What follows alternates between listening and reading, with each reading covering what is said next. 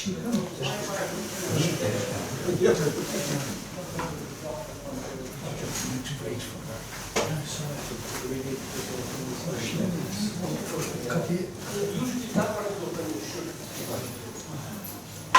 welcome to EMAR seminar of this academic year. This is the first seminar after the summer break.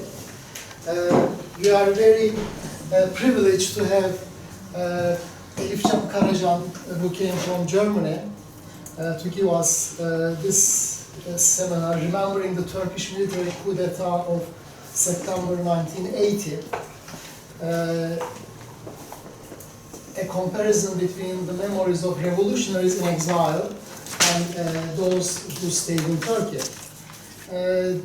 Also, the timing is very interesting because when we received this topic from Elifcan, which was before the summer, and when we decided to have this seminar in September, none of us had any idea about what was going to happen in Turkey since then.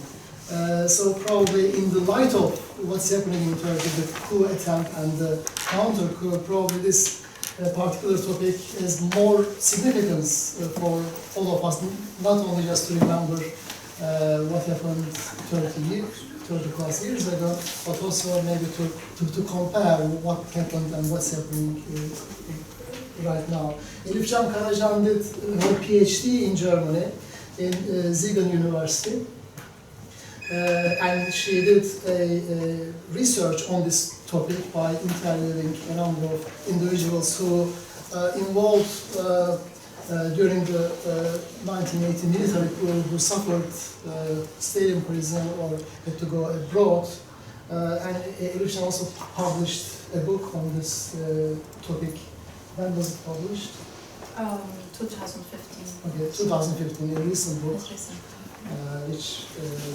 Which is very interesting and very topical. Thank you very much. Actually, I am honored to be here and invited by EMAR. I am a member of a mailing list and I always receive these announcements about the seminar series that EMAR is organizing, and I am very honored to be part of this seminar series. Yes, as we met 2 hours ago, yeah. You asked me why I was interested in writing my PhD thesis on such a topic. What was my relation to 12th of September, the military coup d'etat? And I answered politically correct.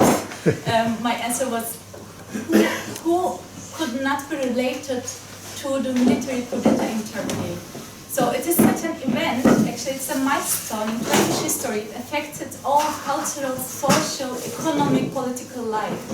So even the people who stayed passive, who did not take active role, or who did not take a role in the left movement or right-wing movement, they were nevertheless affected afterwards. So my interest, but I got your point actually, but I answered like this. But actually I have a personal reason, of course.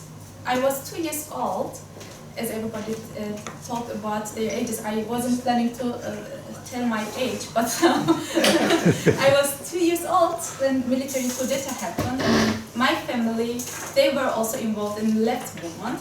So I am biased, so I'm not objective. I can say this, that's one of the reasons also I asked you what brought you here. So now I am sure there are nobody from Grey Walls, so I can say this. Yeah, and he was arrested, my father was arrested 5 times, and that's a story of my childhood.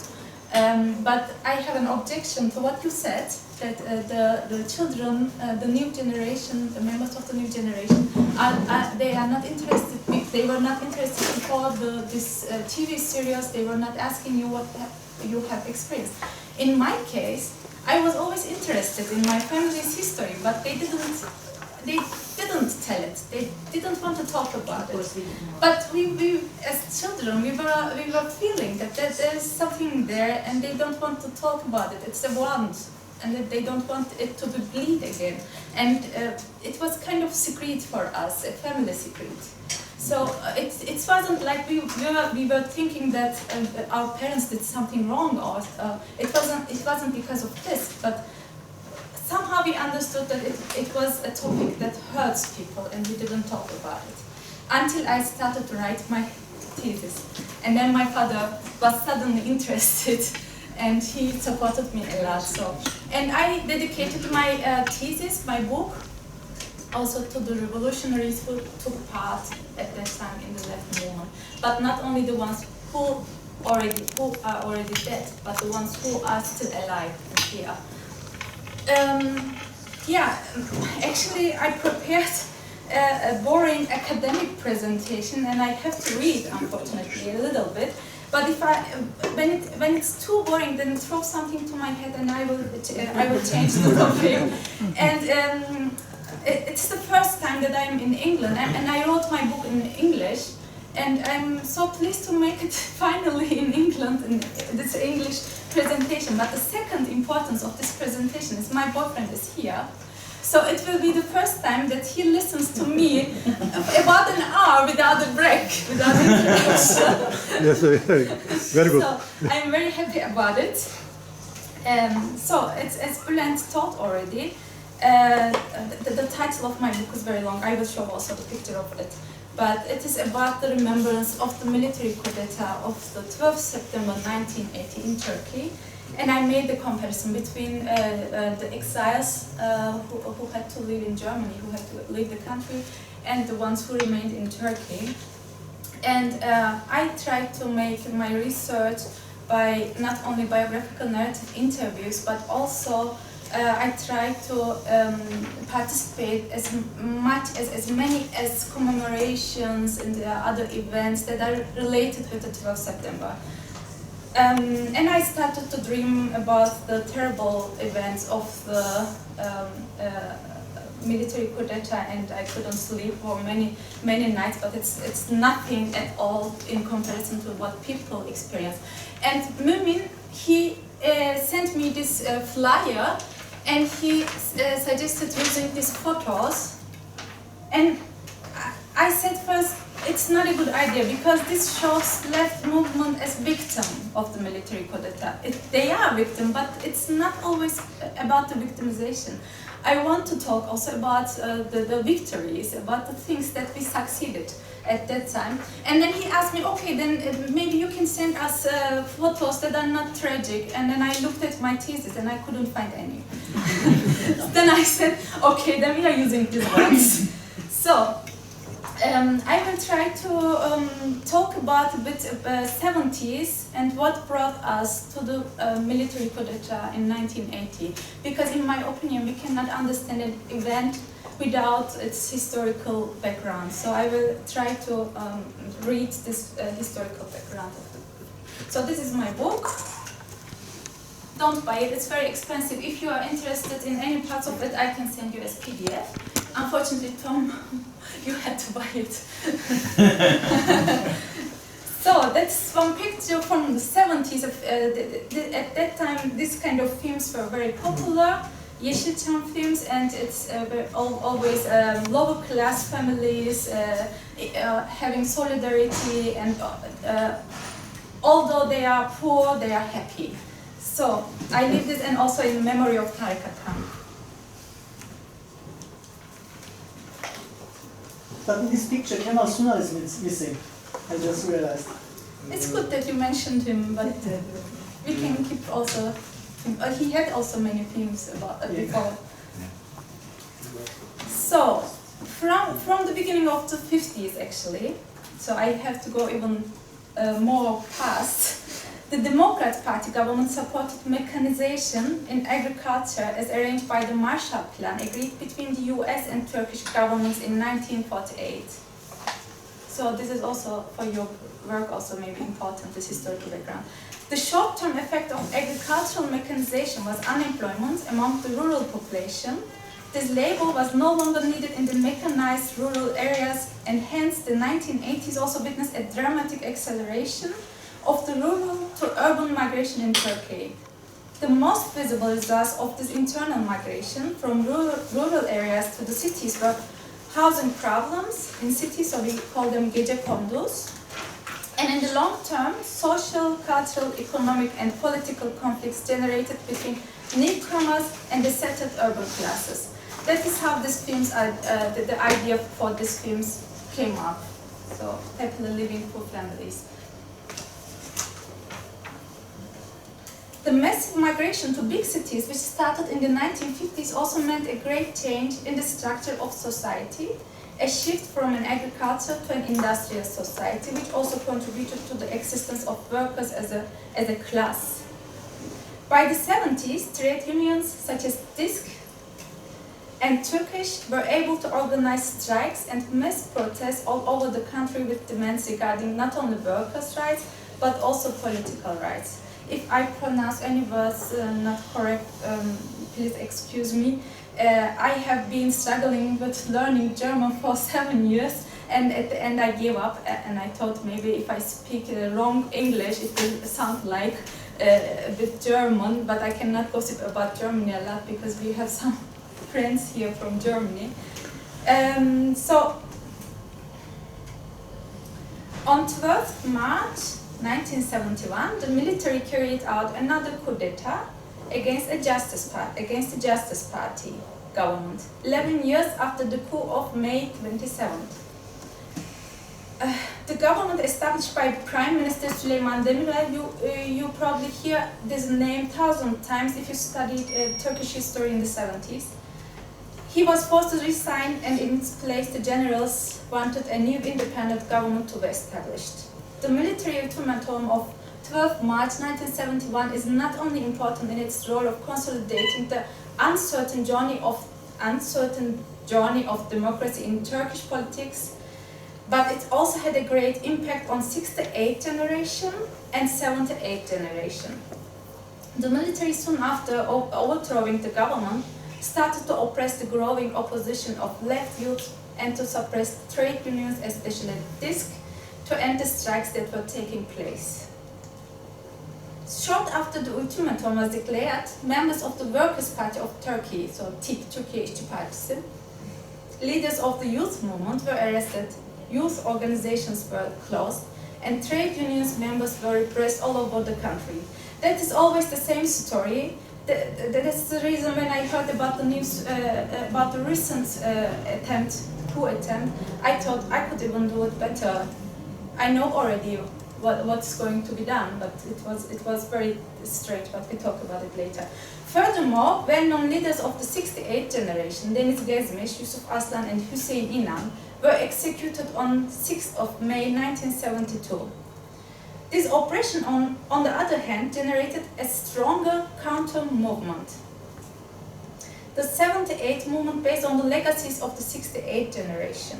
The execution of these three leaders of THGO, Deniz Gezmiş, Yusuf Aslan and Hüseyin İnan, was an unexpected act which in turn brought about distrust towards the new regime in the society. So on the other hand, the global economic crisis of the 1970s, that's very important, because it's something that people don't mention when they talk about the military coup d'etat of the 12th September, but it's very important. So the economic crisis of the 70s, which especially intensified during the oil crisis of the 1973, forced Turkey to adopt liberal economic policies under the regulations of the International Money Fund, IMF, and the World Bank by the end of the 70s. So, according to Ebru Deniz Ozan, she has written a brilliant book about the 70s and how businessmen organizations were involved together with the International Money Fund organization and the World Bank together in this coup. She has written that the crisis of the 1970s was a structural crisis occurring as a result of over-accumulation of capital after World War II, and therefore required not only new economic regulations, but also overall regulation of the relations between economic and political power, as well as radical changes in the society. So, you cannot read this, but it is not important. I just wanted to show the political instabilities in the 70s. These are the governments that are established in 70s. So 13 governments coalition governments also established in the 70s.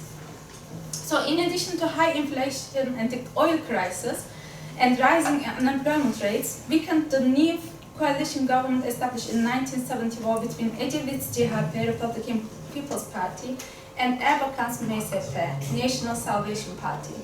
This Ecevit-Erbakan government was also troubled with the Cyprus crisis, you already know about it, in 1974, and it lasted only 11 months. In 1975, a national front government consisting of a coalition of 4 right-wing parties was established under Süleyman Demirel's, Demirel leadership. The political instability continued towards the end of the 1970s with third turn-taking governments established by Ecevit and Demirel. So that was the political instabilities, and there were also economic instabilities. So TÜSİAD, one of the biggest, how can we translate it? One of the biggest businessmen and other industrial organizations and chambers of commerce, such as TİSK and TOP, they published in various newspapers. This is very interesting. These advertisements they were done by Turgut Özal at that time. Later, he is the prime minister, the first civil government. Published in various papers as well as in their own organizations' journals, their request to the government in support of the IMF regulations and their advice to control inflation. Their advice basically focused on these points. Labor costs had to decrease to reduce inflation. Of course, they start with immediately with the labor costs and oppress the workers. Some measures regarding the rights of workers, such as concerning strikes and lockouts, needed to be taken in order to prevent higher production costs. There had to be measures against social crisis and anarchy, which deepened the economic crisis. So then the life for working class became like this. Yaşamak bu değil, that's not living. This is a kind of music, I don't know if you have heard about arabesque. We say arabesque, but how is it in English? It's arabesque. Arabesque music with full of this tragic things happening, and there is no hope in the future. So that's the main idea, and that was at that time. And that's not in Algeria. It's also there. Okay, so Ecevit government lost the general election after this pressure of the entrepreneurs, and in November 1979, so we are close to the coup, a Demirel minority government was established. The minority government's first action was to imply the changes suggested by TÜSİAD and the IMF. So Demirel actually told these people, okay, I will do it, there is no need for coup d'etat, I will do what you want, but it didn't work. These measures were suggesting 32.7% devaluation, smaller state involvement in the economy, rolling back government subsidies, opening the economy to foreign investment, and giving subsidies to exports. So in addition to political instabilities and economic crises, I just summarize, I have no time to talk about all. 70s are labeled with the daily occurring political violence, strikes and massacres. Towards the end of the 70s, the violence on the streets changed its form into mass massacres. That's the point that the junta regime legitimizes its power actually afterwards. The first sign of these massacres carried out by unidentifiable perpetrators, it was in Istanbul at 1st of May 1977. 34 people died as a result of these shootings and panic in 1977. In 1978, the violence targeted the Alevi minority in Malatya, Sivas, Maraş, and Çorum. So in these conditions, we came to 12 September 1980. So, under this, it's in quotation now, under these circumstances, the Turkish armed forces, according to the order of command under the law of international service, which gives the duty of protecting and saving the Turkish Republic, took the decision to take over the control of the country in whole in the name of the great Turkish nation. With these words, the military announced its intervention on the national radio channel TRT. The military coup d'etat was not only an intervention in the democratic system, it was an event which radically transformed the country's economic, cultural, and political life. While adopting neoliberal economic politics, the junta institutions oppressed cultural and social life. Thus, besides the armed forces, military, police, and counter-guerrilla groups violating the human rights of the junta's opponents, particularly revolutionaries, the institutions of the junta regime violated basic rights. How much time do I have?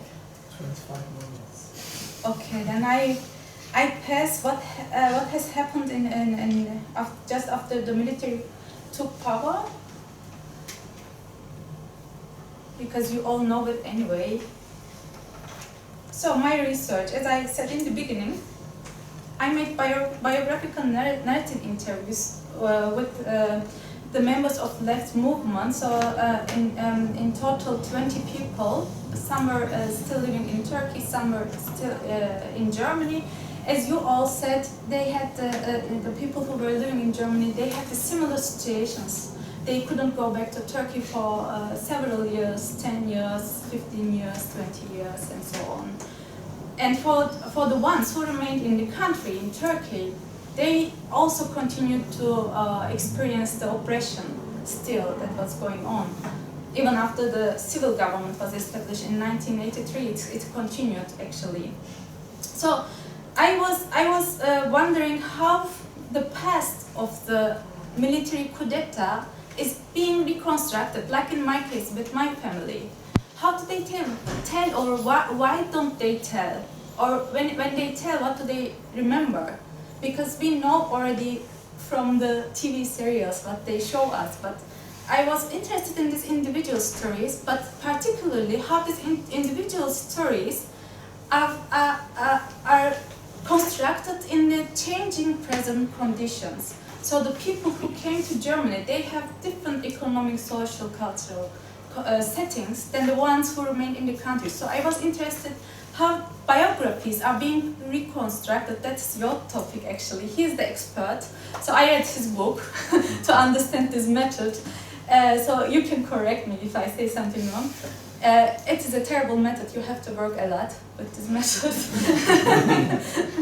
And I was interested how these biographies are. We remember it's memory, but how come it's different from one person to other person, although it seems like it's similar in the beginning. So now I will tell about the main characteristics of remembering the past of 12 September. So these are the, you can see on the slide already. I start with heroization and victimization. Somebody said victim. I was also victim of the coup d'etat, and I commented on this. So It was me. everyone. Exactly. Okay.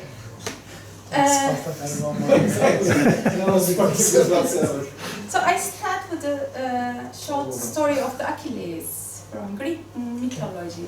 If Achilles chooses, as his aged father hopes, to stay put at home in Phantia among family and in safety, he will have a long, peaceful, happy life, coursing through the whole cycle of the time granted to mortals into an old age surrounded with affection.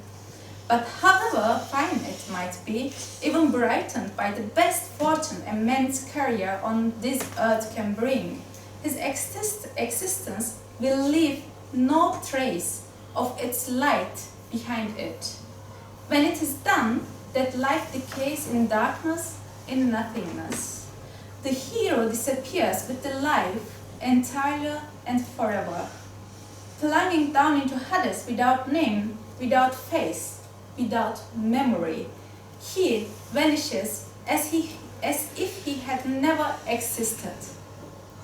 Or else, Achilles may take the other option, a short life and everlasting glory. So here he is. You can see what he has chosen.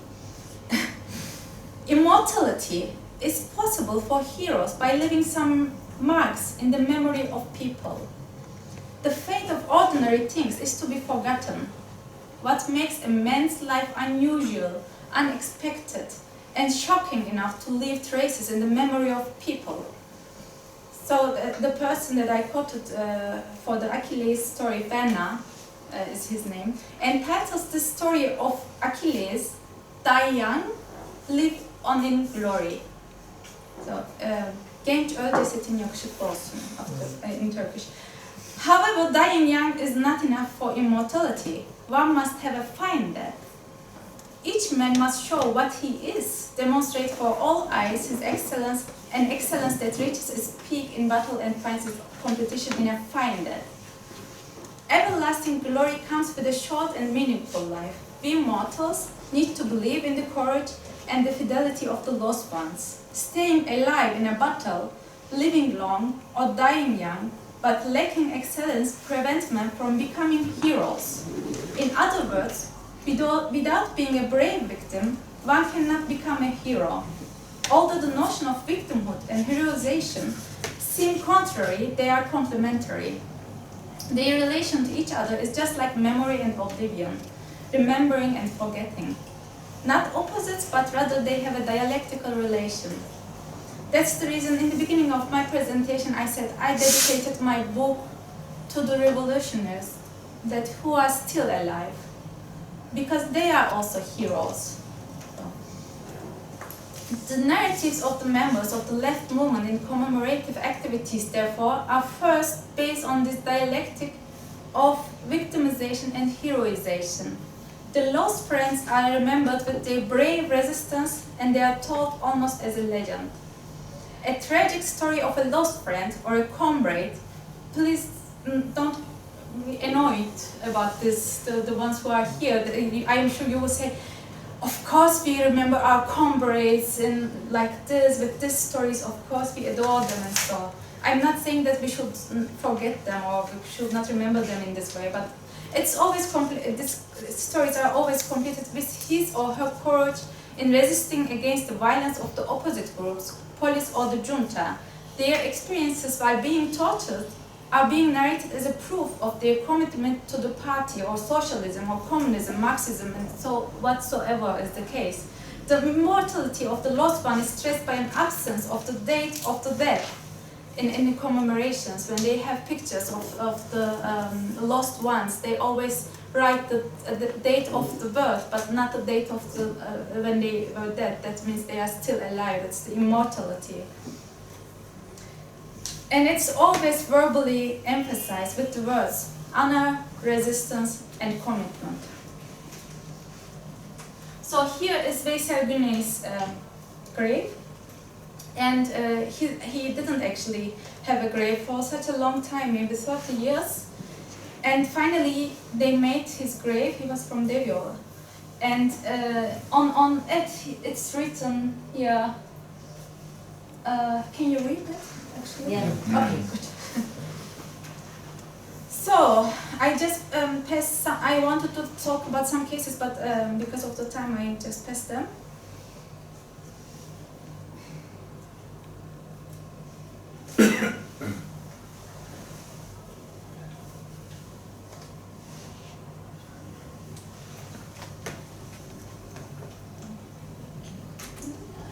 Still 15 more minutes. Good. So I just passed it if everyone read it. So that is the dialectical relation between victimization and heroization. So in December 2012, I attended a commemorative meeting that was organized for Erdal Eren. You have heard about his name, who was executed at the age of 17 by the junta. The program was short, a documentary film about Erdal Eren's life. It was in Germany. His political involvement, the trial and his execution, followed by a discussion. The 80 minutes documentary entitled Your Son Erdal, Oğlunuz Erdal, opens with a poem by Onat Kutlar, which criticizes the tendency to forget, especially the loss of the revolutionaries who died to live. It ends with the last letter by Erdal Eren, which says, living has itself turned to a torture because of the cruelty and brutality experienced every day. Death is therefore not a frightening thing, rather a salvation strongly desired. Another text says, between 1980 and 1984, so that's also a text from the film, 50 people were executed as ordered by the generals, more than 10,000 people were tortured, thousands were murdered under torture in the streets during raids on their homes. Yet still after 30 years for the film, so it's now 36 years, the generals of the coup d'etat have not been judged. They are judged, but unfortunately they are dead now. Eren's case is a symbol of the injustice. First of all, his crime was never proven. Second, he was only 17 years old at the time of his persecution, and according to the law, it was not allowed to execute someone under 18. This case is in that sense special. He was the youngest of the executed young revolutionaries.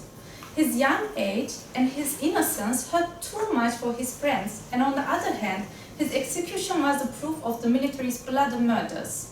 In her book, The Pastime Beatriz Sarlos, she is from Argentina and she works on the military coup d'etat in Argentina. She argues that the putting emphasis on the youth of the militants executed during the Argentinian junta regime is a common structure in recent discourse. She finds that speaking of the executed youth became a powerful motto and was first used by the mothers and grandmothers. The missing militants' youth has hardened the image of them being idealist, innocent, and brave. So, victimization results mercy, and heroization results in admiration. Admiration. How do you say it? Admiration. And another man here, you know him also, Muhsin Yazıcıoğlu. He wants also from this mercy a bit. The members of the Grey Wolves, nationalist movement, so called, similarly use this discourse of heroization and victimization in their narrations of the 70s and the 19 military coup. In one of the documentaries, Muhsin Yazıcıoğlu, then leader of Grey Wolves, tries to prove the victimization of the Grey Wolves, especially after the military coup d'etat in the 1980s. He says, the Grey Wolves were even more victimized. They lost more. Also after the 12th September coup, the Grey Wolves experienced more tortures in the prisons. So he tries hard, very hard to prove this. He compares the violence they experienced with the violence experienced by the members of the left movement. However, he is aware of the fact that the left movement is accepted as the main target of the military coup d'etat and the hegemonic discourse. Therefore, to justify his statement, he adds immediately, but the idealist youth, so the Grey Wolves,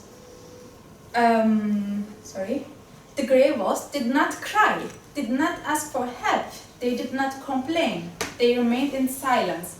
So the violence that targeted the left movement is well known because they cried, they asked for help. So he wants to mention that they were not brave enough.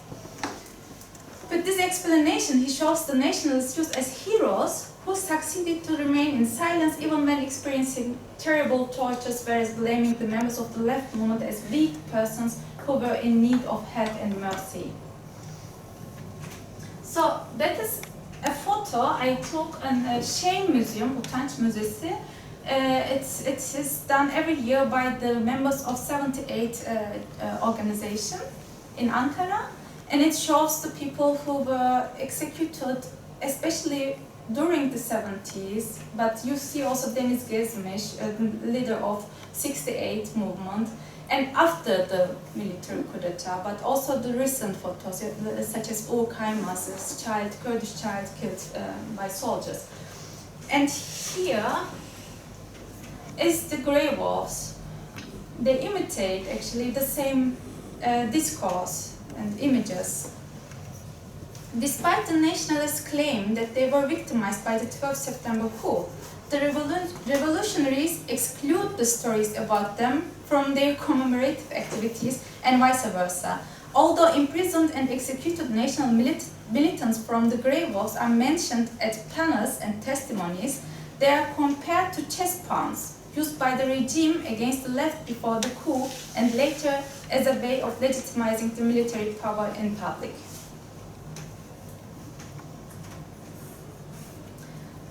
So one of the things, the main characteristics of remembering the past of the military coup d'etat, as I mentioned, innocence. It was innocence, so I want to talk about this innocence. The word youth is naturally loaded with a positive meaning, which is used to strengthen the innocence and the goodwill of the actors. And the people with whom I interviewed for my research, they were in their between 70s and between 30s, so they were the young people at that time. So it's very important, this how to say, vurgu neydi? Vurgu? Emphasis they make on, thank you, youth. It's naturally loaded with a positive meaning, which is used to strengthen the innocence and the goodwill of the actors. Hence, both left and nationalists use the word in regard to define their own friends, whereas they tend to generalize the others without any emphasis to their young age. And that's very interesting. In narrations, the other is named as they, or more specifically, fascists, grevos, or the others called revolutionaries, such as the communists or anarchists, defining the other, the enemy, together with their young age, putting emphasis to the youth.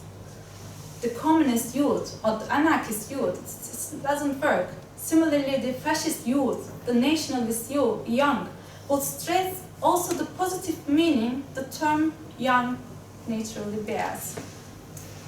Innocence is one of the dominant characteristics of narrating the past.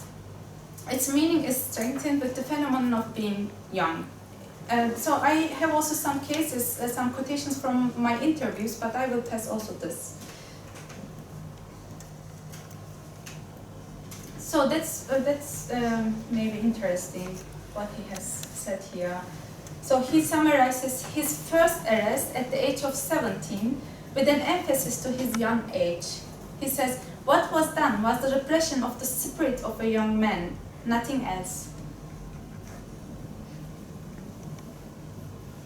So the characteristics of the leaders of the 68 movement, as I mentioned before, featured in these narratives innocence, youth, goodwill towards society, courage, and the solidarity between different guerrilla groups. So this was also the 68 movement have great effect on 78 movement. So they always talk about how they were affected by the execution of these three leaders and how they had the sympathy towards the left movement afterwards. So that was also important in my interviews, how they remember.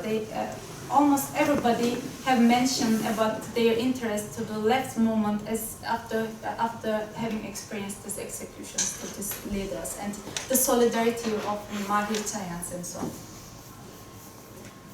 So somebody has mentioned here Hatırla Sevgili from this TV serials, popular TV serials. So also in recent popular films and TV serials about the 70s and the 12th September, the stories of the members of the left movement do not focus on their political engagement so much, nor their political thoughts and activities, but what they actually wanted to do.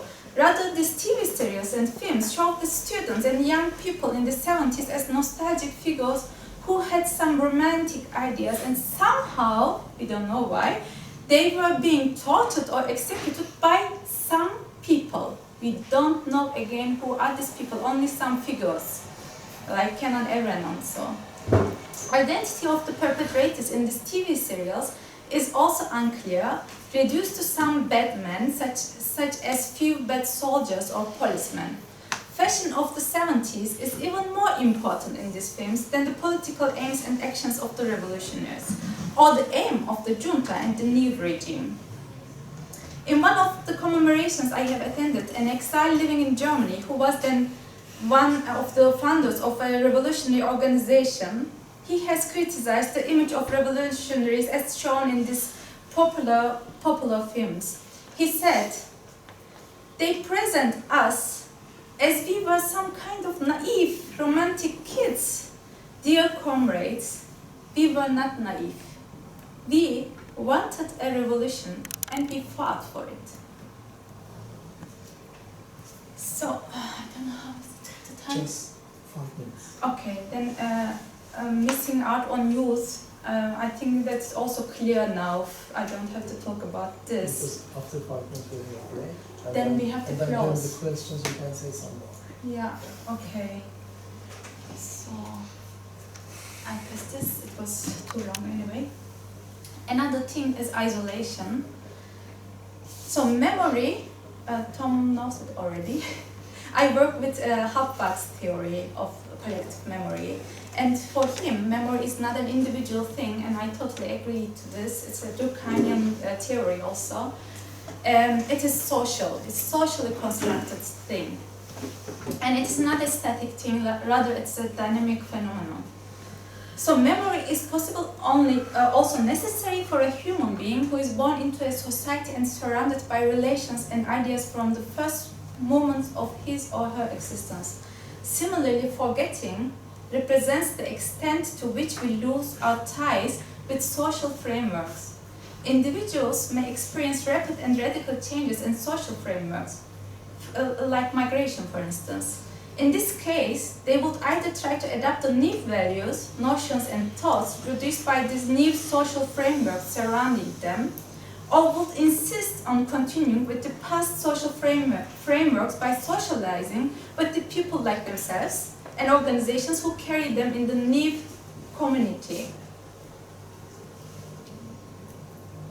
Disappearance of these frameworks, however, could also happen as a result of oppression by an external power. Why am I talking about this? Because many people were imprisoned. So that is also the disappearance of the social frameworks they were in. So what happens to memory then when they are imprisoned? The most prominent example of the situation is obviously prison. Since Foucault, it has been argued that the function of prison is not only to punish and discipline the prisoner, but also to legitimize the power of the state over those who are not imprisoned. He writes that for the convict, the penalty is the mechanics of signs, interest, and duration, but the guilty person is only one of the targets of punishment. For punishment is directed above all at others, at all the potentially guilty. So we are all potentially guilty, we are free, we think, but we are the ones of the aim of the state when they punish the others. In doing this, the state guarantees the obedience to its power of the masses. Similarly, the state exercises its power over the detainee by minimizing and controlling her relations with social frameworks. So, I'm almost done. In the interviews I conducted, in each case where imprisonment was experienced, you also know it now, revolutionaries talk about the constraints on communication with other prisoners, prohibitions of the visits of family members, in some cases not even visits from lawyers were allowed, and punishment in dark cells. This kind of practices aim to isolate prisoners by reducing their social relations. On the other hand, in addition to physical constraints, rules that organize the daily life of the prisoners and impose body politics such as uniform wearing and hair shaving tend to destroy any kind of differences among the prisoners. The oppressive practices of prison aim to destroy the collective memory of the revolutionaries, who we are, what we wanted to do, and who were we. So I can put it like this. So the destruction of the prisoner's identity was done by abstraction from any kind of activities like talking with others, reading books. Revolutionaries therefore invented ways of not being isolated. They tried to resist this isolation politics of the prisons. For instance, Ilyas, one of my interviews, I use anonymous names. He told, for instance, of how he could communicate with his friends by using a mirror while he was kept in a cell for almost 5 years.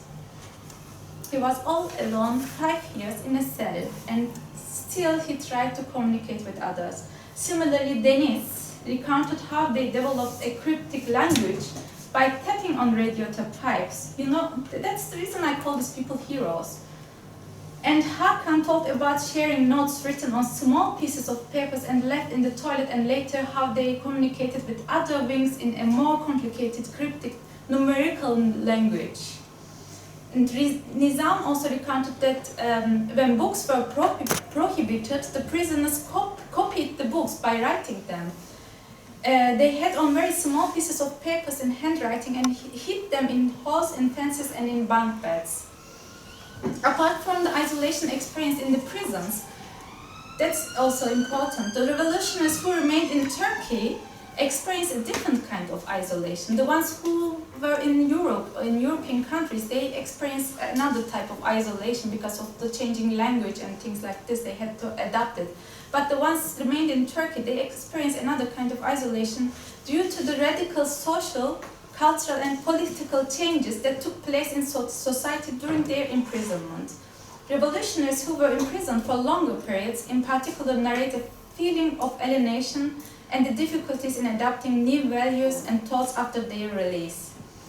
Some were released after the law of conditional release in 1991, which bans any kind of political engagement after the release. In addition, after their release, the revolutionists were faced with the difficulties of unemployment, housing, and re-establishing contacts with close friends and family members. So that is another isolation type, and that's called survival isolation. They had to hide their own identities in the society, and they were shocked with this changing settings in the society. So now, conclusion, finally, that's also the quotation I use in the conclusion of my book. It says, revolution was once a beautiful possibility. It's from the book of Murat Uyurkulak. And I say, and it still is. Thank you all.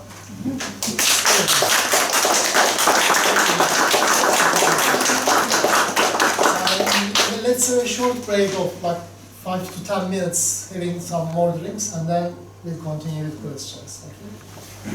Okay? I would like you, those of you who would like to ask questions, ask your questions first. Not Let Elifcan get the questions, and then she will try to answer them as a whole. Just to use the time more effectively. And then see if we have more time left, then we will continue. So, any questions about the presentation, Kumru? I have two questions. We have been chatting in the break as well. One is, you said that you kind of did most of your research, or started your research around 2009. How do you think, and you also said the memory is kind of something that is kind of changing all the time, it's a collective thing and so on. How do you think 2009 being kind of 29 years after the coup, I mean, if you did the same thing 10 years before that, or what was going to be the difference? How did the time change that memory? And also about gender aspect, women and men had some quite different experiences after the coup d'etat, and I don't know how many of your people who you talked with in your research were male or female. How do you see that affects the memories, the remembering? What kind of points did you kind of see in that? Question, the person behind you first. Please. Well, thank you for the presentation. So I have a couple of questions. Could you say your name first? Burçe. So I'm just like trying to look at in my own research, trying to look at like how the left has used what kind of communication strategies they used to reach the public. So you have mentioned about like how the inmates communicate with each other, which was very, very interesting. So I would just like the first question is an informative question. How did the one who used the mirror to communicate with the others? And the second one, I'm going to buy, at least like I'm going to tell the university to buy your book to the library.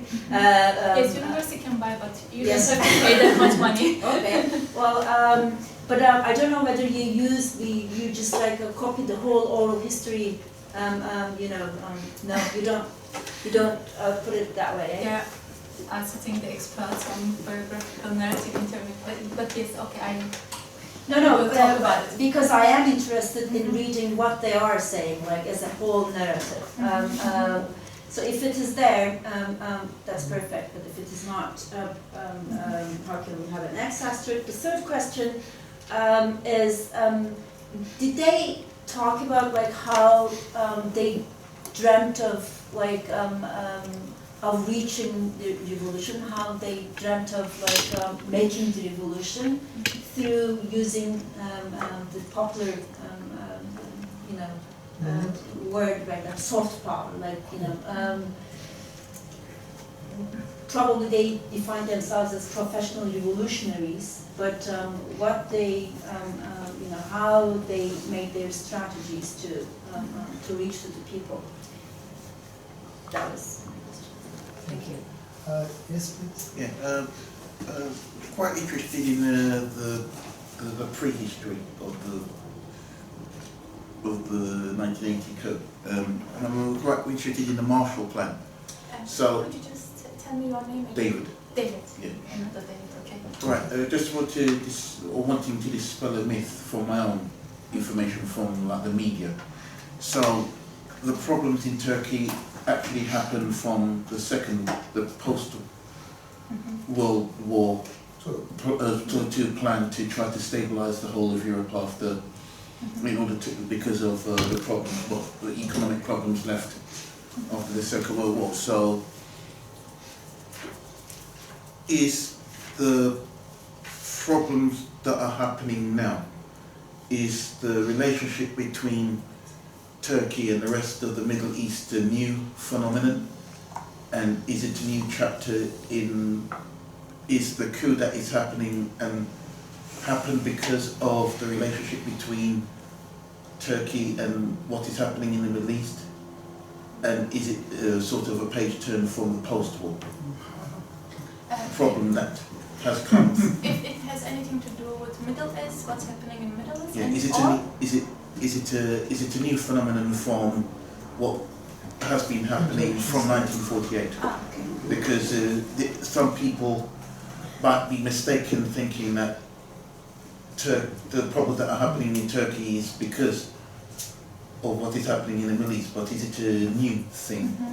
Considering that it's because of the Marshall Plan carried out by George Marshall. This is what it seems. Is this because of the Cold War? Or whether this is a continuation of the same process or something new? Okay. Because this it's is a what they... rhetoric question, but I love it. Any other questions? Ismail? I have two questions. What is your thesis? What is your conclusion after all this? Just summarize. What is your conclusion? My What's my thesis and what's my conclusion? yes. What did you expect? What did you find at the very end? Secondly, well, I am from exactly that generation. My children, like you are the second generation. You don't know what happened at that time. Have you interviewed that generation of yours as well? What do they feel? How do they react? Do they react like their parents who were revolutionaries or victims or heroes? Or do they conform to the new reality? And how the families solve this problem? It is a problem. One or two more questions before, please. Thank you first of all for the presentation. Just a quick question about your interview. My name is Demet, sorry. Demet. And about your interview, can you give us some details about them? What is their profile? They are all the leftists, or what is the common features of them or differences? Thank you. Ali Rıza. Why did they make this coup d'etat? This is the question. In my opinion, for example, they want to open the way of the capitalism to improve themselves without any barrier, which that's why it was necessary to create a politic generation. What do you think about it? So maybe Elifcan now should try to answer these before we go to the second step. Quite Quite a few questions. few questions. Yeah. So I can start with this gender issue. Yeah, we talk in the break shortly. Actually, gender was also a subject in my thesis. I had 20, so I combined a bit all the questions when I answer. So I did, as I said, 20 interviews. They were all the members of the left movement who were engaged in the left movement in the 70s. And 10 of these people were exiled in Germany, and the other 10 remained in Turkey. And 10 of these people were male and 10 were female. So I tried to also see what's the gender aspect of memory. And strangely enough, actually female interviewees, they tell their stories. They were also imprisoned. They were also involved in the left movement. They were also engaged in the political activism. But they don't talk much about their own experiences. Also, when it's the case for the prison, they always tell if they have a husband or if they had a boyfriend at that time, or brother or some other male. They always talk about this person's experiences. I interviewed, for instance, one woman. She was kept 30 days in prison, and she was tortured for these 30 days. But she always talked about her husband. She always said, it didn't hurt that much, but my husband, he experienced terrible tortures. How can you calculate the torture one has experienced and the other? So how can you, there is no measurement for this. Every torture, every kind of torture is terrible, but she used not to narrate her own story, because I also understood it later in the commemorative events I participated, because her husband was also in commemorations narrated the story of her husband, but not her story. She was invited as the wife of this revolutionary. And later I figured out many of the women, unfortunately, they also narrate their own stories as wife of another revolutionary, or as a sister of another revolutionary, and so on. And as I showed in this picture, for instance, this one, you see they are all males. They were also one woman who was executed, Cennet she is hardly known by anybody. I myself even can say her name immediately. And in this shame museum, it's a shame, they had a part only for women revolutionaries. So you may think, oh, it's good, they had a different part only for women. But then they had only pictures like flowers on the walls, and the letters they wrote to their husbands or fathers and other family members. And strangely, they had also in this exhibition the clothes of the children. So they relate women revolutionaries with the motherhood. Yeah, it was all over. They put the clothes of the children. They wanted to show this motherhood thing related with women. So that's one thing. And you asked about the 10 years before. How would it be if I had written this thesis 10 years before 2009? I think it couldn't be possible, first of all. And even in 2009, I was doing my PhD in Turkey, actually, in Ankara. And this topic was always in my head, but I couldn't dare, actually. Even though I was in a traditionally Marxist university, Middle East Technical University, I thought about it's better that I go to Germany and do my research there. So I think, first of all, it wouldn't be possible. And second, as I said, this collective memory, the theory of collective memory, is a dynamic thing. It will be, of course, different. So even now, if I start from the beginning, it will be totally different, not the historical background. But now I would relate it, of course, with Gülen movement and everything with AKP and their collaboration together. And how did they not succeed to judge the actors of the military coup d'etat? And that's the reason actually this happened again. And so I would compare these two of them. So it will be totally different. Also the stories of the people would be different. It's the rewriting. Yes. All the time. So, Birce. Burçe. Burce, sorry. Burçe. Yeah. Burce only. B-U-R-C-E. Okay, Burce. Does it have any meaning? Of course it has. I'm not going to tell you. Okay, so how did they communicate? You ask. You mean in the prison? What I told with mirror and so hiding the things. Yeah, these are the things they told me, what I summarized shortly, but also there was this kind of secret languages they developed by using the pipes and pen, for instance, like this. They were doing like this to the pipe and the next person could feel it, even if they could not hear it from the pipe, and they have to write it, so it's a different alphabet, and so things like this, or when they have the opportunities to see family members, that was another thing.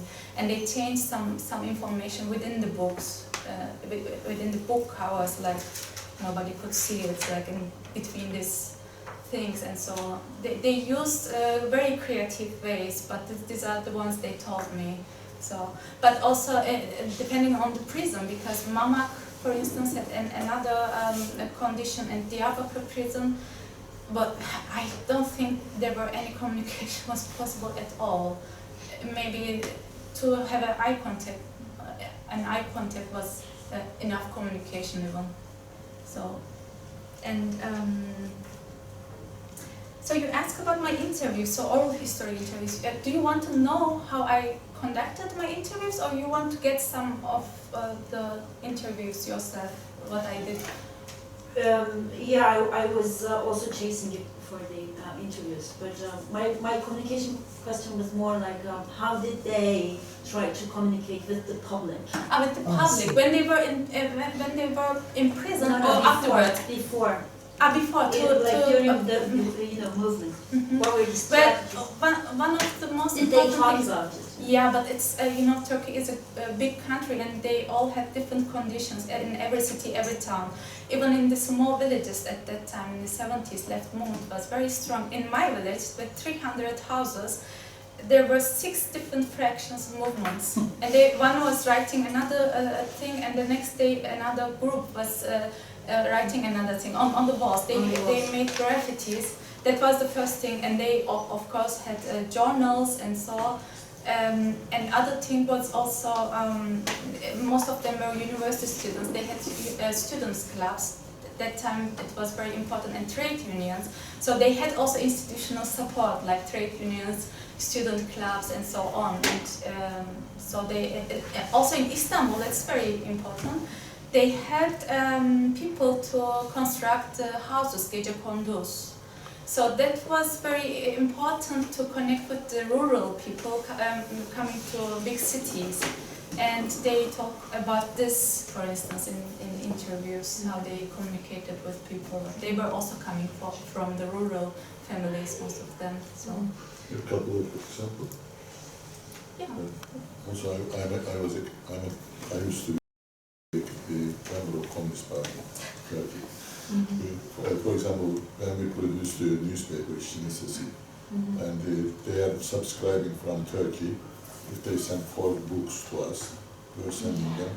If they don't want to give their addresses, we were finding ways to send these papers from here. Or even we are becoming very innovative. For example, when we want to send our newspapers to prison, we were using rather thick postcards. Open it up, put in the small size, but made from rice flour. After reading it, you can eat it. There are many ways to. Lemon juice and all that.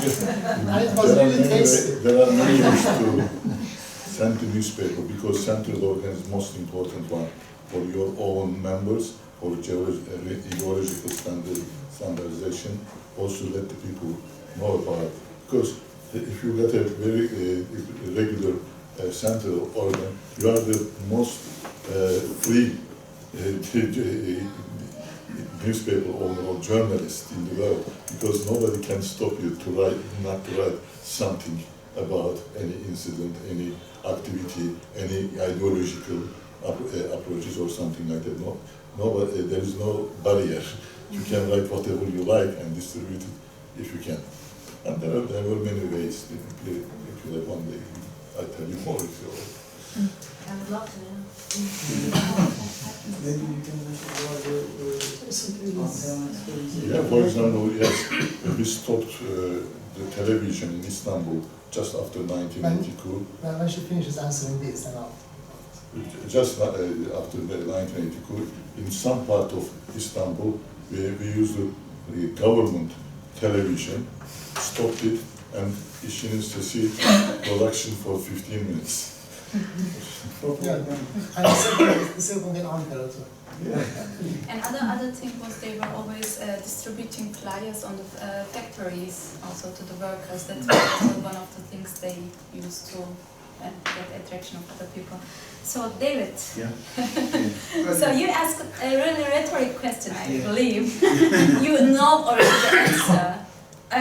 As I try to discuss here, I believe that the memory of the past is very much related to what happened in the past, of course, historically, how in this context, and also today, what's happening. But not only in individual cases, in family or in school, in education, but the whole social frameworks, political, economic frameworks are affecting. And therefore, I do believe what's happening now in Turkey is, of course, what has to do with Arab Spring, so far called, and it turned to be winter.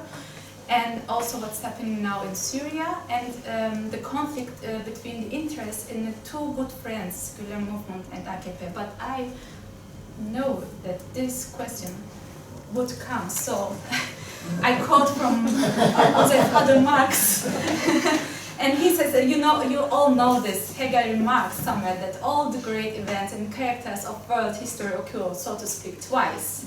Marx thinks there is something missing in Hegel's words. Things occur in the history twice. The first time as tragedy,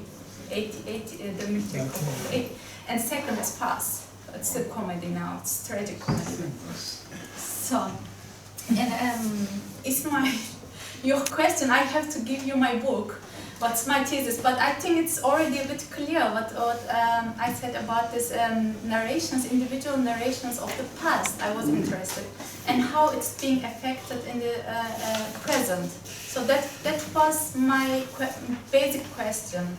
How we remember the past in our present surrounding. That was my main question. And in the case of the 12th September, I was also interested. Trauma, cultural trauma, how does it affect also memory, but I didn't talk much about cultural trauma. And the comparison between two countries, so to say, how space affect our memory of the past. So these were the main three things. And the results, as I discussed here, I have seen, for instance, for your case, the exiles remember the past almost similarly, but in one case it's different, and I call it as frozen memory. It is I don't know if it tests much this frozen memory, but it is exiles are isolated from the social frameworks of the things that caused their existence in the recent country. And therefore, it's like a family photo album, I call it. And it's like frozen, everything, and they remember it perfectly. They would even remember the clothes, the names of the people, the perpetrators and everything.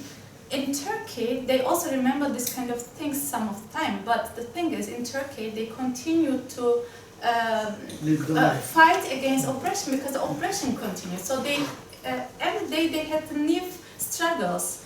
So it's part of their history, and it is in the history. But for the ones who are here, they always hope to go back sometimes and fight again and make revolution to end the job they started. So that's the biggest difference. But I can also give you my book for the other results if you're interested. And Demet, did you already? Are you satisfied? And Ali Reza was. What was the question? I couldn't. What did you ask? What happened? It was also broad. After 1980, generation, But that sort of generation came out because of the coup. Ah, And yeah, this generation bir bilen vardı. Somebody knows it, don't ask question. And you live your own life. And this type of generation came out. They don't care much about politics. They don't ask. Yes, even my daughter. She doesn't want to learn. She doesn't want to because she knows how we suffer. She's still like that. She's sort of in paranoia if she doesn't understand that the letter comes to ours or something like that. But I don't agree totally with you in this sense because I am a member of second generation, and each time I looked at the books of my parents, and once I remember I was reading this book about revolution in China, and my father saw it, and he said, I forgot this book in the library. You should not read such books. Even Gorky I was not to read because they were even more afraid. My mother always told me to watch a film at home instead of going to cinema and theater because she was afraid that I am going to meet with some dangerous people and try to make revolution like my father. So I don't totally agree. We were forced to be apolitical as our kids. Yeah, that's what But as this picture shows, we refuse that. I think I agree with Elifcan because as someone from this same generation, probably subconsciously I did the same with my daughter. I mean, even though I didn't hide things from her, but I was always in the back of my mind scared that she may go and join some revolutionary movement and experience the same traumatic things. So I understand. It starts to change also my mind. Maybe I forced my daughter to be the revolution. Okay. You should try other. Children don't like to do what their parents tell them. So I think that was all. Okay, now we have some more time. Now more questions, starting from you. You were thinking. Yeah, I think implicitly you talked about it, but I'm interested in looking at the situation from my experience in Germany. A large segment of the construction workers were Turkish, and a large segment of mining workers in Wall Street were Turkish. First question is, what was the percentage of, you call them exiles? I was about to say emigres. Were they in the late 60s? What was the percentage? And then, how did they take part in the coup? I mean, what kind of intervention was there? Just through family relations, or was there some kind of organized participation? Should I answer this? Yes, shall we get one more? A few more. Yeah, I do a lot of oral history work. I think it's really what the question Bush had, because we're always very concerned with archiving the records that we have, recordings, even if we have to anonymize them. So I'm concerned about how we preserve this memory.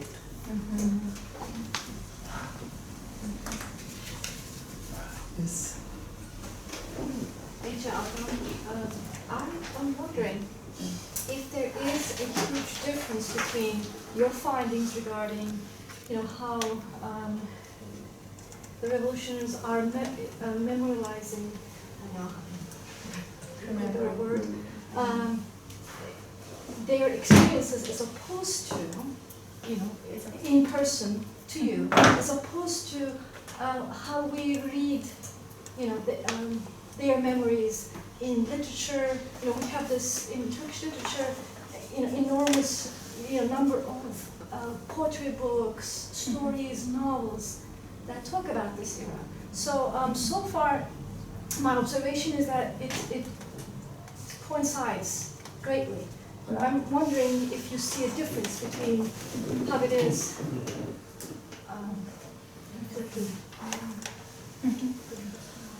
What's this? I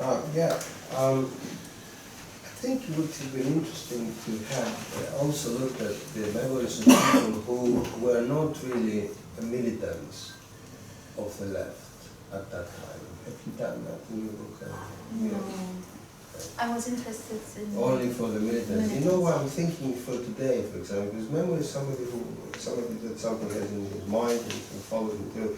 So today, for example, if the coup, as you say in your abstract, the coup of 2016, the summer, ordinary people in 1980 who were not of the left, not of the right, what kind of memories they have from the coup of 1980, and how do they perceive in the present constellation of political forces in Turkey the coup of 2016, for example? You see what I'm saying? So ordinary people, not militaries, no.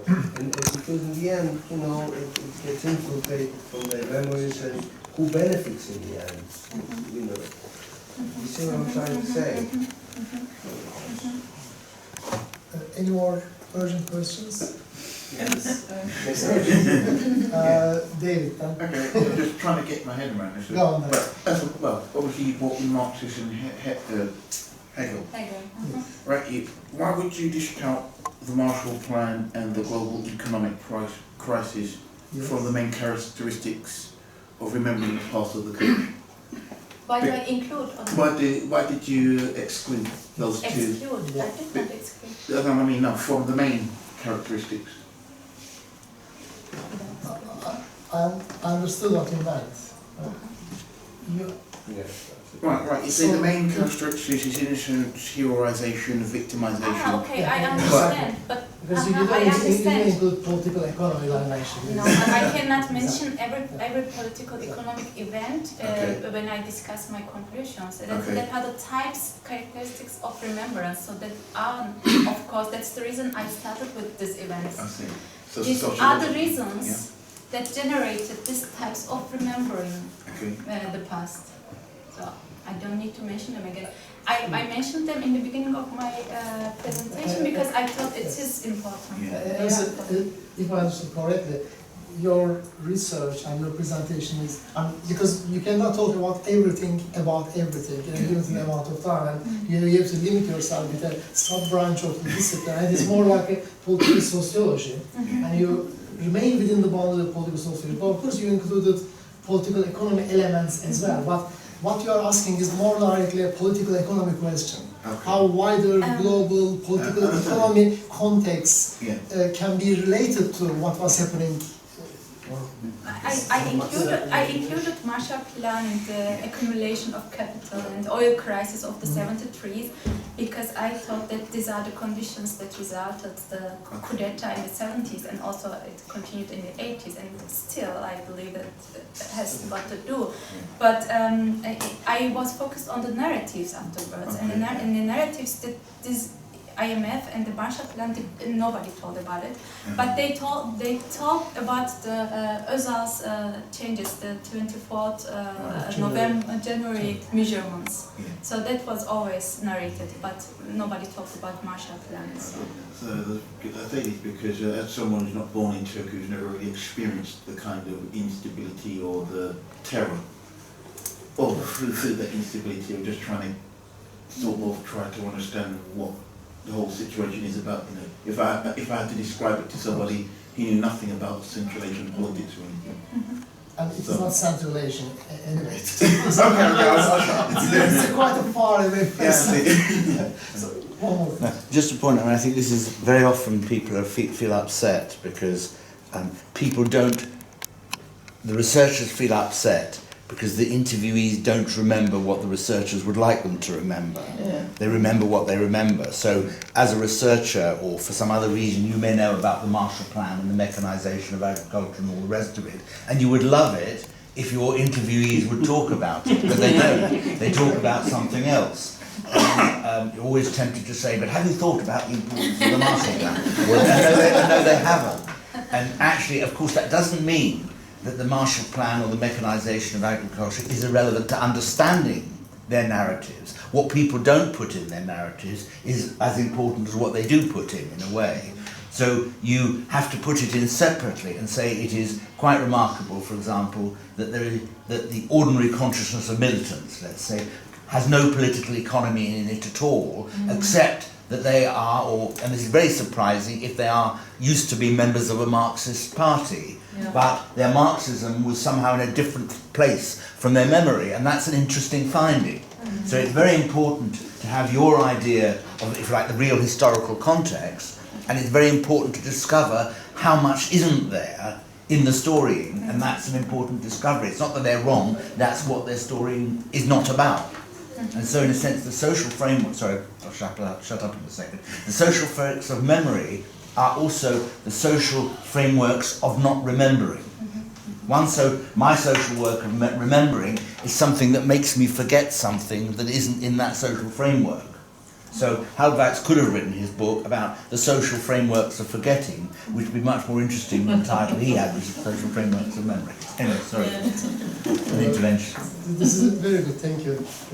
Also, can I mean, you just connecting with this, talked about how it is a collective thing to memorize things, to remember things, and there must be some difference between people who live among their old social circles, even in Europe, and the ones who are more isolated.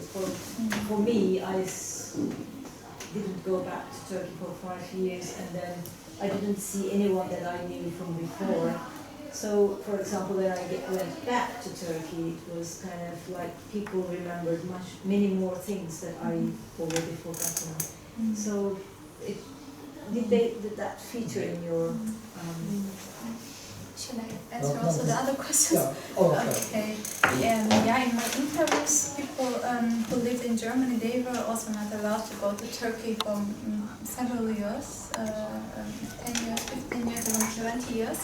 And they talk about it, but they talk more about the people, from the friends, from the family members who remained in Turkey. And in that time of their exile, they were dead. So when they were back there, they were disappointed not to see these people there, because although they know that they are not alive anymore, but they were somehow, at their arrival, they realized it really, that they were dead. They are not anymore there, they are not existing. Or the building, even they heard from communicating to a telephone also, even if they have heard, okay, this house is not anymore existing on that street. You remember, yeah, I remember it belongs to this person. Not anymore, oh, okay, but nevertheless, when they experience it themselves, they realize, oh, it's not anymore there. So the absence, not the presence, but the absence is more shocking for them in their memory. So that's one of the things they told me. And ordinary people, doing a research about ordinary people, how they experience and how they remember now, is totally a new subject, and it will be very interesting to do a research. Maybe some of you can continue, because I already I got chosen my postdoc thema for another topic. So, but it's definitely interesting thema, I believe. Also the perpetrators, how they remember. It is also an interest. I tried actually during my research to read some of the police or soldiers who were working at the prisons, or who worked at the detainee centers in the beginning, but somehow they refused, or I couldn't get through. They gave me a first number and then they never answered the phones and things like this. So that is also that will be also interesting. And what else? what was the percentage of immigrants in the 60s? Actually, I cannot tell you anything about this because I was not interested in the so far called guest workers migration, the workers who work at the constructions in Germany. That's another topic after the agreement between Germany and Turkey. But the number of the exiles who had to go to Europe after or before the military coup d'etat, because of their engagement in the left politics, they estimate the number as 30,000 people, but I think it's even more than this. So because it was also illegal, the ways they use most of the time. So Whose estimation is that? Whose estimation? Who made the estimation? that is the Cumhuriyet newspaper. I read it and I used it in my thesis also. So I think that was all. Or am I forgetting? No. Archiving. But for this question, also Tom can tell something more. But I can't tell anything about archiving. I didn't do oral history. That's what has to do with oral history. It's called also oral history, but my method is totally different. I asked a question and I didn't interrupt at all until they finished their biographies. And then the second part of the interview, I asked questions. And I did my own archive, and I don't know. And you have it at home? I have it with me, but I cannot share all of them. If you are interested in some parts, I can. I want you to put it in an archive. Yeah. That would be very good, actually. Okay. For that reason, yeah, maybe in the future. But what could be also part of archive is this people with whom I interviewed. Most of them have written memoirs. So that's also a link with your question. I'm sorry, I forgot about it. So most of them, they have written memoirs. So that's all. They repeat in the interviews if they have written a book about their stories, they repeat exactly what they have written because I bought also the books, I read the books, and they rewrite what they have written on the book, so they don't change a word almost. Just a second. You didn't answer my main question. It was not the percentage of exiles, but how did they participate in the Other people who were in Germany, how did they participate? Germany or also in other countries? Yeah, it was very interesting because I found out that the newspapers they had in Turkey somehow was transported to Germany also. And the members of the left movement, even in Germany, the Turkish migrants, they had the chance to read these papers coming from Turkey. And even there were fights between grey wolves and the Turkish left in Germany, and some shootings happened. Even we have a memorial in Berlin in the middle of Kreuzberg for the person who was killed by the grey wolves. So it was just reflected. I don't know. We have around half an hour for free discussion, so you may even come with your comments and questions, this gentleman. Yeah, we can hear about what you think actually.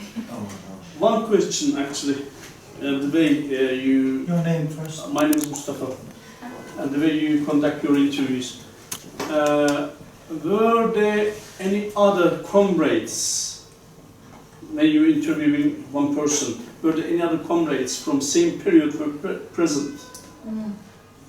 Also, were the interviews individual or not?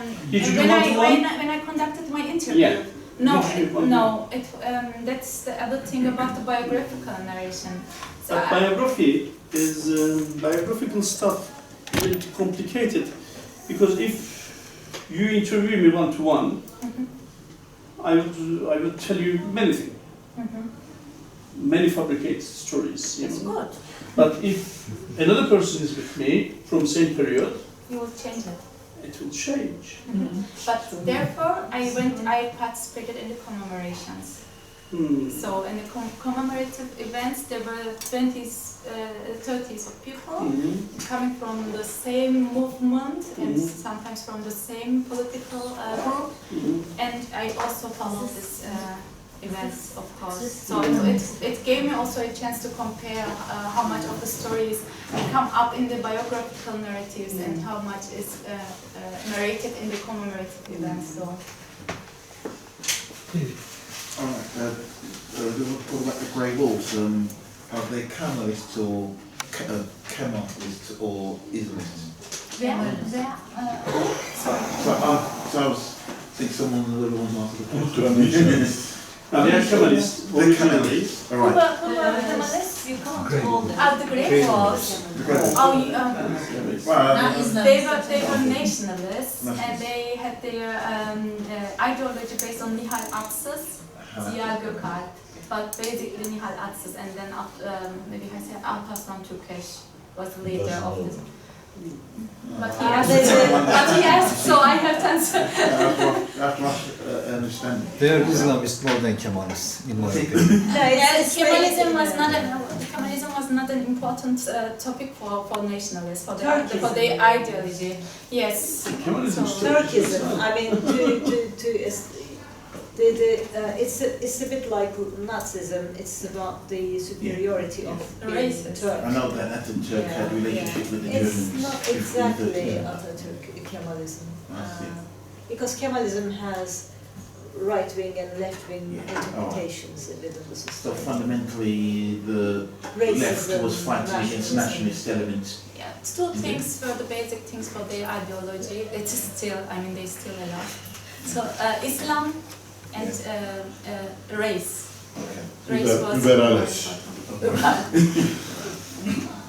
Any other questions? David. But David, first please tell who you are. He's my angel actually. He read my book 2 times. Nobody did it, even my boyfriend. I proofread Elif's thesis. I was interested when you said that a lot of the people that you'd interviewed had written books, and then when you interviewed them, what they said was exactly the same as in the book. And that gives me the impression that perhaps the act of writing the book sort of freezes memory and stops memory continually being reconstructed. And so I wanted to ask you, did you notice any differences between the kind of memories of the people who hadn't written books as opposed to people who had written books? People's memories were still fluid, as it But were. how am I to compare it when people did not write books? What, they'd all written books? Every single one? No, the ones who have written books, I can compare how they tell me the stories and how they have written. But the ones who have not written the books, I can compare only with the narratives of the others who have written books. I just wondered whether, because you gave me the idea of people who've written books who have a frozen memory. It's kind of stopped. And that made me think perhaps people who haven't written books have a memory which is still kind of fluid and is still flowing. And whether you could feel, sense any kind of difference in the types of narratives that came from these 2 categories of people. It's strangely that people whom I interviewed in Turkey, they haven't written books. But the ones who were in Germany, they have written books.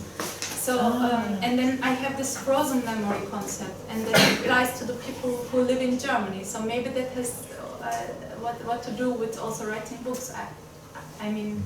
Could be interesting to look again at my interviews to see that. I want to speak about this women interviewees who are not talking much, and they are very worried about their husbands more than themselves. I think there is, we know now that there have been unbelievable torture on women as well. And rape was one of the weapons torturists have used. So if you take that period, then I can easily say that they are worried about husband, because husband has something called honor, family's honor. When his wife is being tortured in front of him, he can't do anything, and he is psychologically more damaged than women in that case because women are strong. They can tackle the problem. They have to tackle somehow. We have lots of examples of that. But now it seems that the Kurds are more lucky than the Turks of 1980s because Kurds come now as Kurdish revolutionaries, women guerrillas, men guerrillas. So they are trying to talk about all of them as equals. We didn't. In 1980s, we didn't that. As you told, they are wives of somebody.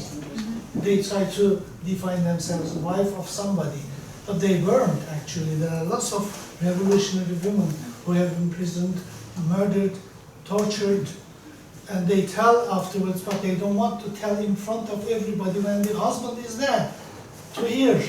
That's why they keep to themselves. That is my understanding anyway. I don't agree with you. Me neither. As a woman who actually experienced the coup in Turkey. But, well, you know, I mean, everybody is probably different depending on their background and experience and everything, but it was a fact that as every other organizational level, left-wing organizations were also quite male-dominant in Turkey at the time, and as we could see from the memorial days and stuff, we always remember mostly the male victims or kind of heroes and stuff. It is a fact that most of the leaderships, there are no, there are very few examples of women being in the leadership circles of left-wing organizations. It's valid for almost every left-wing organization. And when the operation started after the military coup, the male population in the prisons are much higher, of course. And there was this situation where the women found themselves, if they were not in prison, they found themselves within a very conservative society, which was quite terrorized also by the conditions. And so they kind of found themselves in a very difficult situation, squeezed between conservatism and the military coup. Also having to take care of their husbands in prison, or having to cope with neighbors, having to cope with everything else, children. So it was quite a difficult situation, but afterwards, after the military coup in the 80s and 90s, there was a boom of feminist movement in Turkey, and most of the vanguard feminists in Turkey and in Europe among the community from Turkey, coming from the left-wing origins, they kind of led the way of women's movements, and afterwards it just kind of, they start in 88 and in 89, women coming from the left-wing movements, for example, in Europe, in Germany, Sweden, Holland, and Britain, we started meeting up in Germany. The first one was in Essen, I think. Hundreds of women came from left-wing backgrounds, and we started discussing what happened to us women in left-wing organizations, in society, as refugees, in Europe, in Turkey, whatever. That was, of course, the wave coming from Turkey, the women's movements wave. So it's not a coincidence that the Kurdish movement now is appearing kind of more equalistic, or the women are in the front. Of course, they're leading the way in Turkish politics now, but it is also a continuum of women's movements. In the in the 90s, last 80s, 30 years. If there are I any think more he has- questions, 90s. We have to finish our time. then you can just conclude and sum up after. We have it time? Okay, little bit, okay. You can sum up. Well, I actually said everything that I can say. So thanks again for being here today. And thank you, David, for reading this book for 2 times.